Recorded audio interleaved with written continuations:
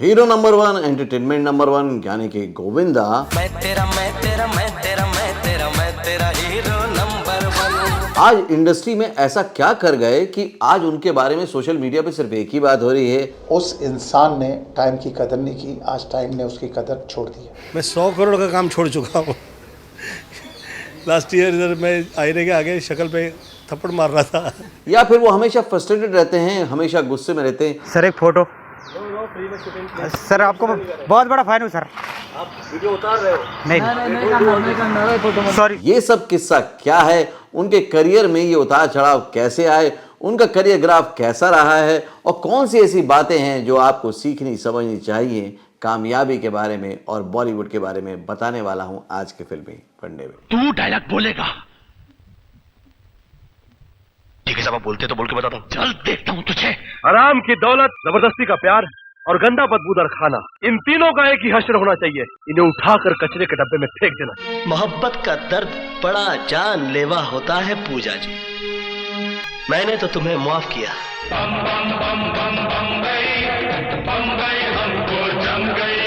Do you want to join films? Don't know how? Watch and subscribe now. Join Films YouTube channel for thousands of free video lessons on how to join films. Hello friends, welcome to Filmi Funde, John films academy, the practical film school. मैं हूं आपका अपना वीरेंद्र राठौर और आप देख रहे हैं बॉलीवुड का Google John films YouTube channel. और आज हम बात कर रहे हैं गोविंदा के करियर ग्राफ के बारे में, उनकी एक्टिंग जर्नी के बारे में। गोविंदा सिर्फ एक एक्टर नहीं है, वो सिम्फनी है लाफ्टर के, डांस के, और उनका करिश्मा है अनमैच्ड, बिल्कुल अलग ही है। उससे बेटर ना एक्टर आया है ना एक्टर आएगा, और वो है गोविंदा। फिल्मों के सारे हीरो मेरे आगे हैं जीरो। लेकिन आज इतना सब होने के बाद बात हो रही है कि उनका करियर अब डाउनफॉल पर है। पिक्चर ज़्यादा चल रही थी उन दिनों, तो थोड़ा सा था, हवा में था मैं। वो एक ऐसे एक्टर हैं जो किसी भी सुपरस्टार से इंस्पायर नहीं लगते, उनकी एक्टिंग किसी और के जैसी नहीं लगती। जैसे कहीं ना कहीं हर स्टार में किसी एक्टर की छाप आती है, सुपरस्टार की छाप आती है, उनकी एक्टिंग में नहीं आती।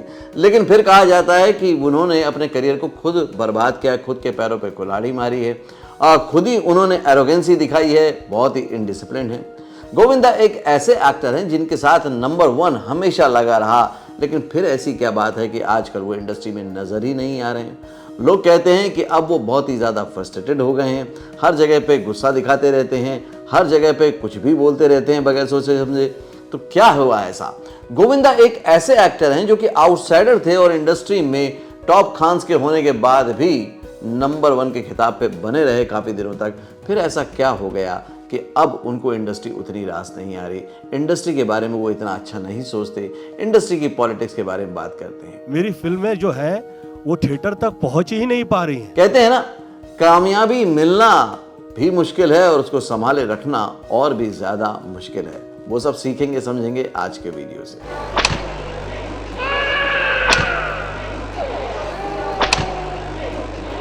वो कहते हैं ना कि आप जब चल रहे होते हैं सफलता की राह पर तो लोग आपको मिलते हैं और आपकी वाह वाह करते हैं, लेकिन जब ऐसी सफलता नहीं रहती तो लोग आप में कमियां निकालते हैं। ये भी सब सीखेंगे आज के वीडियो में। मैं समझता हूँ कि मैं जो सोच रहा हूँ, क्योंकि जिंदगी मेरी है, तो मैं जो सोच रहा हूँ वो गोविंदा सफल है कि नहीं। आज का वीडियो आपके लिए फुल टाइम लर्निंग वाला होने वाला है, क्योंकि अगर आप फिल्म इंडस्ट्री में आना चाहते हैं तभी आप इस चैनल से जुड़े हैं और आपने चैनल को सब्सक्राइब भी जरूर किया होगा, तो इस वीडियो को लास्ट तक देखिएगा ताकि आप समझ पाएं और आपसे कभी भी वो गलती ना हो पाए।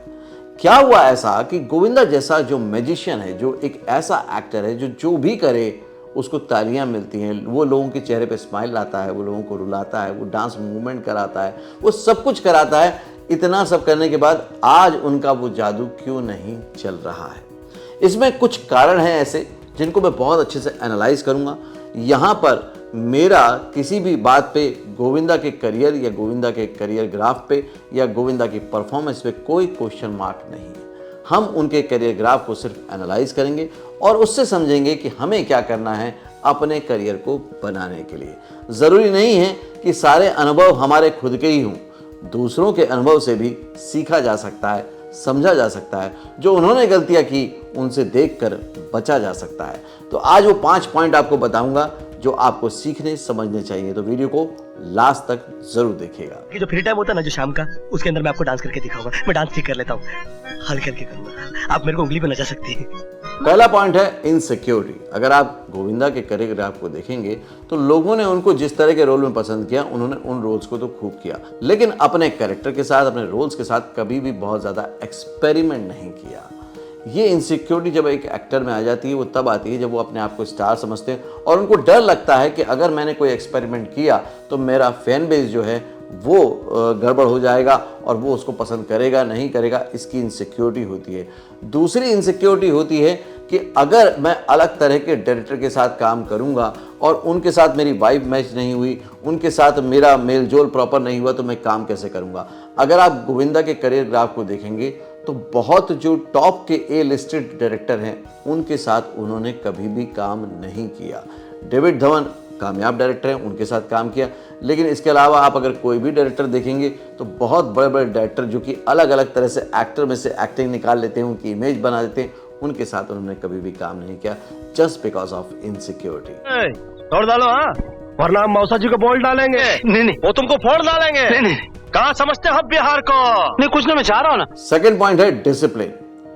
डिसिप्लिन एक ऐसी चीज है जो एक एवरेज टैलेंटेड पर्सन को भी एक कमाल का टैलेंटेड पर्सन बना देती है, लेकिन एक कमाल के टैलेंटेड पर्सन को बिल्कुल नीचे भी गिरा देती है अगर उसके अंदर डिसिप्लिन ना हो। ये तो सभी जानते हैं, जग जाहिर है कि गोविंदा कभी भी कहीं पर भी टाइम पर नहीं पहुंचे और उसी आदत ने उनको करियर के इस दोराहे पे खड़ा कर दिया है कि अब उनके पास उतना काम नहीं है। एक टाइम पे उन्होंने अमिताभ बच्चन के साथ काम किया और स्क्रीन पर उनका प्रेजेंस इतना तगड़ा था कि लगता था कि वो अमिताभ पर भारी पड़ रहे हैं, लेकिन अमिताभ बच्चन डिसिप्लिन के पक्के हैं। वो एक ऐसे एक्टर हैं जो कि डिसिप्लिन के मामले में सबसे टॉप पर आते हैं। बाकी भी एक्टर्स को देखेंगे तो वो हमेशा डिसिप्लिन है, प्रोड्यूसर को जो डेट और टाइम देते हैं उस पर वो पहुंच जाते हैं, लेकिन गोविंदा इस चीज़ को कभी भी बरकरार नहीं रख पाए।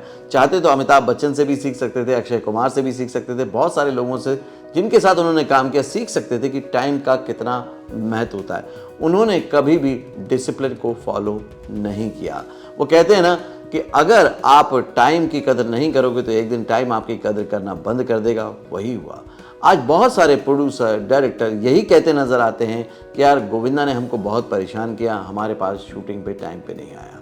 तो ये भी चीज़ें काउंट होती हैं। आपकी एक्टिंग स्किल कितनी भी अच्छी हो, आप कितने भी बड़े स्टार हों, लेकिन अगर आप डिसिप्लिन नहीं रहेंगे तो आप इंडस्ट्री में ज़्यादा दिन तक नहीं रहेंगे। अगर एक प्रोड्यूसर वेट कर रहा है, अगर वहाँ नहीं वक्त पहुँचा 8 घंटे में अगर 2 घंटे दिए तो डेफिनेटली फिर लोग बातें करने लगते हैं। थर्ड पॉइंट जो निकल के आता है वो है हमेशा मेन लीड की चाह।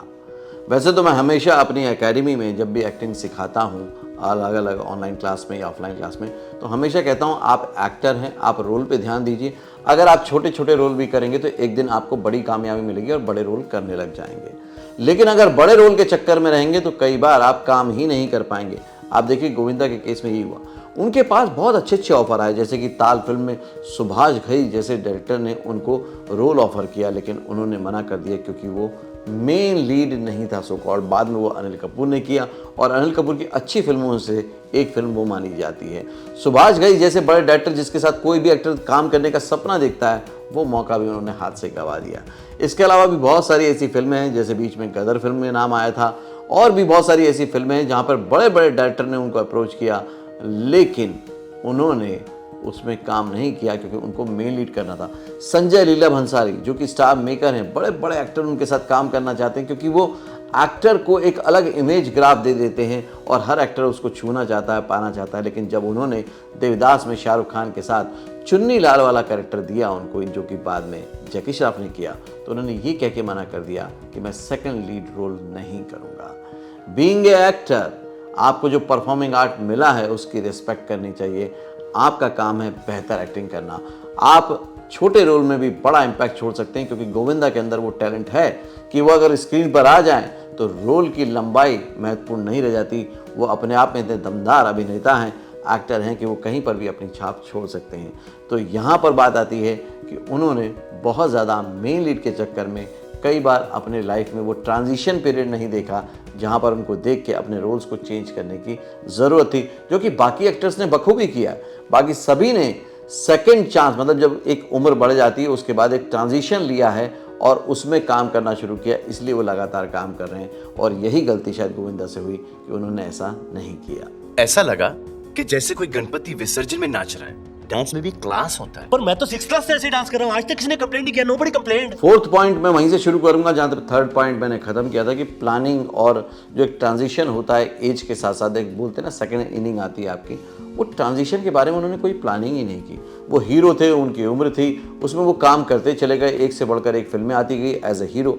लेकिन अब जब बदलते दौर में उनकी उम्र बदली है तो उनको दूसरे रोल भी करने पड़ेंगे, जैसे कि हर एक्टर ने किए हैं। अमिताभ बच्चन ने मोहब्बतें से शुरू किया वो करियर, बाकी एक्टर ने भी कहीं ना कहीं कैरेक्टर रोल करने शुरू किए। तो ऐसे ही इनको भी करना चाहिए था, लेकिन इनकी कोई प्लानिंग ही नहीं थी।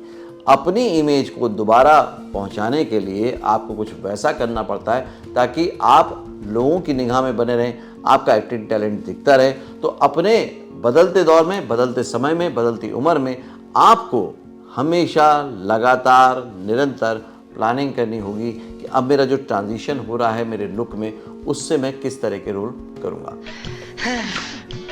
थक जाते होंगे ना सुबह से लेकर शाम तक इतना लोग, इतना काम, एक लड़की। फिफ्थ पॉइंट है कि आज जो फ्रस्ट्रेशन है उनका अपने करियर को लेकर, वो लोगों पर निकाल रहे हैं, जबकि वो पूरी तरह से गलत बात है, क्योंकि वो खुद एक आउटसाइडर हैं। तो फिर फिल्म इंडस्ट्री ने उनको जब सपोर्ट दिया, उनको हीरो नंबर 1 बनाया, तो उसी इंडस्ट्री पे पॉलिटिकल कहने का और फ्रस्ट्रेशन निकालने का कोई फ़ायदा नहीं है। इसी इंडस्ट्री ने तब भी आपको सर आंखों में बैठाया था। अगर कुछ बातों को रियलाइज़ करके समझ के आप आगे बढ़ेंगे तो आज भी इंडस्ट्री आपको अपना लेगी, जैसे कि पार्टनर में और बाकी फिल्मों में अपनाया। इंडस्ट्री के लिए, आपके फैंस के लिए आप हमेशा से एंटरटेनर नंबर 1 थे, हीरो नंबर 1 थे और वही रहने वाले हैं। बस आपको थोड़ा सा संभल के अपने काम पर ज़्यादा फोकस करना चाहिए, आर्गुमेंट में या नेगेटिव न्यूज़ में नहीं फंसना चाहिए, उससे करियर और ही बिगड़ सकता है, बर्बाद हो सकता है। दोनों की आंखों पर काला काला चश्मा, एक गोरा है काला, गोरे गोरे मुकड़े पे काला काला चश्मा, और दोनों के दोनों अंधे, और आकर मुंह पर सिगरेट लगाते हैं और हमसे पूछते हैं कि भाई साहब माचिस मिलेगी। क्योंकि कहा भी है ना कि अगर आप समय के साथ खुद को नहीं बदलते तो समय एक दिन आपको बदल देता है। अब वही समय आ गया जहाँ पर वो बदल रहे हैं, तो उनको अपने आप को बदलना पड़ेगा। क्योंकि अभी वो जिस तरह के गाने अपने लॉन्च कर रहे हैं उसमें वो क्वालिटी ही नहीं है जो एक गोविंदा जैसे बड़े लेवल के स्टार की होनी चाहिए। उस काम को देखकर भी प्रोड्यूसर डायरेक्टर के मन में ये आएगा कि गोविंदा अब शायद उसी तरह से नाचना चाहते हैं, उसी तरह से डांस करना चाहते हैं, उसी एज ब्रैकेट में रहना चाहते हैं जिसमें कि वो थे। उससे वो इम्प्रेशन जा रहा है, इसलिए कई बार नए लोग या अच्छे रोल उनको अप्रोच भी नहीं कर पाएंगे, क्योंकि उनको यही लगेगा बार बार कि जिस तरह के गाने गोविंदा कर रहे हैं, अपने खुद के बना के रिलीज़ कर रहे हैं, उसमें जो उनका गेटअप है वो आज के लेवल का नहीं है, आज के समय का नहीं है। जो वो एक्ट कर रहे हैं वो आज के लेवल पे उसकी ज़रूरत नहीं है। अब उस तरह की चीज़ें नहीं रह गई हैं तो कहीं ना कहीं प्रोड्यूसर डायरेक्टर को लगेगा कि वो चेंज नहीं होना चाहते, और फिल्म इंडस्ट्री में आपको अपने आप को हमेशा चेंज करते रहना पड़ेगा। तो ये थी मेरी केस स्टडी गोविंदा पर। आपने क्या समझा, क्या सीखा, मुझे ज़रूर बताइएगा। आपको क्या लगता है गोविंदा का जो डाउनफॉल है, जो बोला जाता है कि वो एरोगेंट हो गए हैं, फ्रस्ट्रेटेड हो गए हैं, आपको क्या लगता है एग्जैक्टली क्या पोजीशन है आपके पॉइंट ऑफ व्यू से? आप कितना अंडरस्टैंड कर रहे हैं मुझे कमेंट बॉक्स में ज़रूर शेयर कीजिएगा। साथ ही गोविंदा की वो फेवरेट फिल्म कौन सी है जो आपको हमेशा हंसाती है, गुदगुदाती है और नाचने पर भी मजबूर करती है, वो भी शेयर कीजिएगा। वीडियो को लाइक ज़रूर कीजिएगा और अपने दोस्तों के साथ शेयर भी कीजिएगा। अगले वीडियो में फिर से मिलता हूँ, तब तक के लिए देखते रहिए, सीखते रहिए, जमे रहिए। All the very best. Actor बनने का सबसे आसान तरीका अवार्ड विनिंग एक्टिंग गुरु वीरेंद्र राठौर का best seller acting method switch on switch off acting method है। इस कोर्स से सीखकर आप भी कुछ ही दिनों में एक बेहतरीन एक्टर बन सकते हैं, जिसे साबित करते हैं इसके अमेजिंग Amazon और Google के ratings and reviews. Switch on switch off acting method अभी तक का सबसे सरल और प्रभावी मेथड है, जो आपके समय और महंगी फीस दोनों को बचाता है। Switch on switch off acting method course book आपको Amazon, Flipkart, join films website पर अवेलेबल है।